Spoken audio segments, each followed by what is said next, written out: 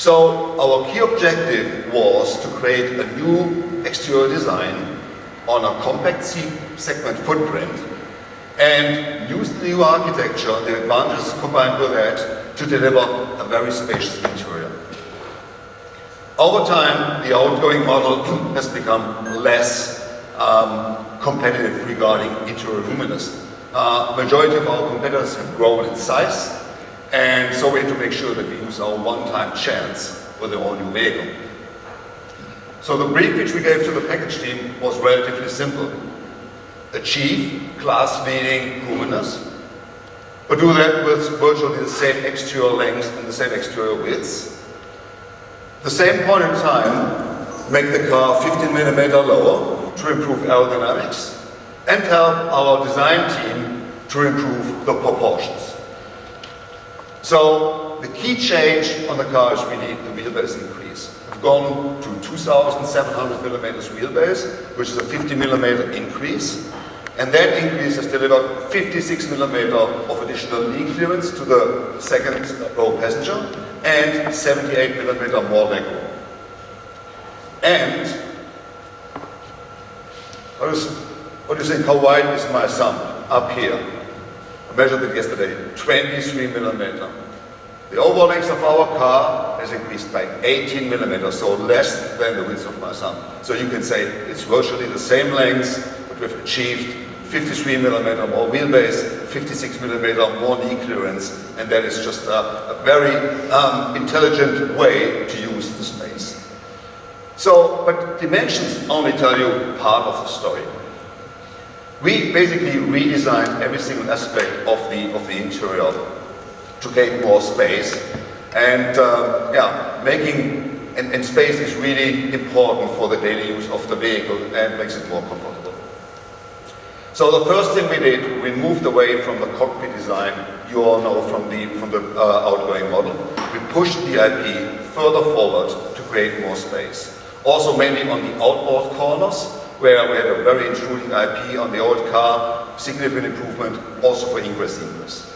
The windscreen on the new car is slightly more upright, which helps on one side to create a long hood on the exterior, but it also reduces the depth of the IP, which also helps to improve the perceived roominess. And of course, we then have a very horizontal design, which also makes the car to appear wider in the inside.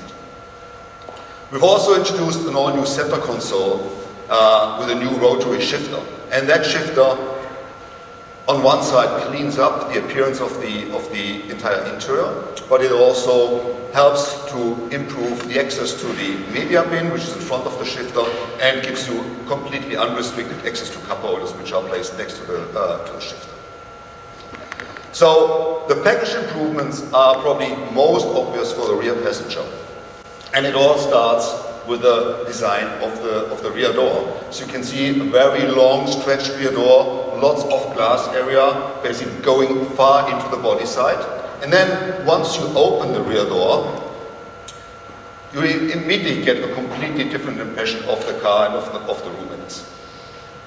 So again, improved knee clearance, improved legroom, but there's a lot of stuff. It's not only the wheelbase. For example, we've also sculptured the rear of the front seat. In a very good execution from a craftsmanship point of view as well.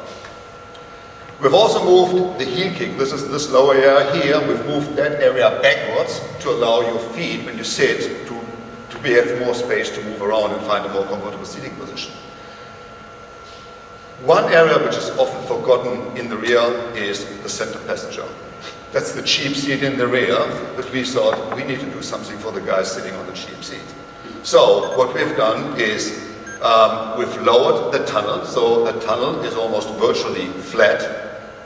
We've pushed the center console further forward. We sculptured the center console, so if you move from one seat to the other, it's very easy. The pass-through from one side to the other is significantly improved. And when you sit on the center seat, you don't need to sit with your feet left and right of the tunnel. You can place them on top of the tunnel because it's low and it's flat and it's very comfortable. But in order to appreciate everything what we have done, I think you just need to sit in the rear to appreciate all of this. And I think it becomes most obvious when you then close the door, when you sit inside the car, and when you turn, you head to the side. On the old car, when you turned your head, there was structure next to your head. As you can see here on the picture, the red picture is the outgoing car. It's not only restricting your view, but it's also a structure which intrudes into your room. On the new car, you turn your head, and you have glass next to you, and the glass gives you a completely different perception of movements. Now, let's move on to the wagon. The wagon is very important for our portfolio, and not only in Germany.